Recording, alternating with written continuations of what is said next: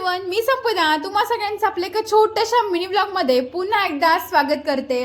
तर आज खूप दिवसांनी मी सकाळी ब्लॉग शूट करतेय, कारण आज सुट्टी आहे। म्हटलं चला ब्लॉग तरी शूट करावा। आणि रूम बघू शकता, आज एवढी भारी रूम वाटत होती ना की बस, कारण संध्याकाळी आपलं किचन वाटत क्लीन असतो आणि मग अंथरूण वगैरे मस्त आवरून घेतलं तिथलं। छान अशी मी पण फ्रेश झाली होती, एकदम भारी आणि मस्त वाटत होतं। एकदम रूम छान फ्रेश झाली होती। आपलं किचन सुद्धा एकदम भारी दिसत होतं, कारण रात्रीच मी ओट्या क्लीन करून ठेवत असते। छान वाटत होती रूम। आणि बाहेर सुद्धा आहे ना मस्त गॅलरी छान क्लीन केली होती। सकाळी सकाळी मस्त कपडे वगैरे छान असे वॉश करून ठेवले होते। जास्त काही कपडे नव्हते, थोडक्यातच होते।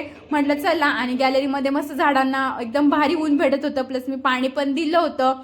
आणि मी गॅलरीमध्ये पण छान उभी होती आणि एकदम भारी वातावरण झालं होतं। मस्त ऊन घेत होते मी, थोडंसं छान ऊन वगैरे घेतलं मी खूप दिवसानंतर असं। आणि म्हटलं चला आता आपण पटकन स्वयंपाक वगैरे करून घेऊया, थोडा नाश्ता करून घेऊया। पटकन आहे ना थोडासा नाश्ता वगैरे करून घेतला। आज काही दूध नव्हतं म्हणून फक्त चिवडा वगैरे खाऊन घेतला। लगेच लसूण वगैरे सोलायला घेतला।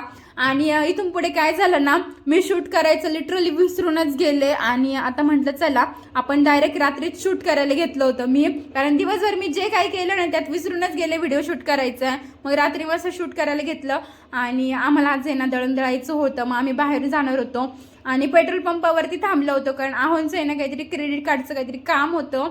मग तिथं थांबलो आणि आहो तिकडे गेले होते, मी साईडला थांबले होते कारण दळणाचा डबा पण होता। फायनली गिरणीमध्ये पोहोचलो आणि मग दळण द्यायला टाकलं, तर ते बोलले अर्धा तासाने भेटेल। मग टाइमपास काय करायचा, मग तिथे 10 मिनिटं टाइमपास कसा तरी केला की कशावर चालू आहे, म्हणजे दळण कशावर आहे, गहू की बाजरीवर आहे ते बघत बसले आहो। आणि मी इकडे ना थंडी वाजत होती म्हणून टाइमपास चालू होतं माझं मोबाईलमध्ये बघणं वगैरे। मग आहे ना हो ना बोलले चला आपण काहीतरी खाऊन येऊया, कारण रूमला फक्त मी मसाला भात करणार होते। मग इथे ना डोसा सेंटर झालंय, जवळजवळ 2 वर्षानंतर इथे काहीतरी डोसा सेंटर झालं असं, नाही तर फक्त पाणीपुरी आईस्क्रीम एवढंच भेटतं।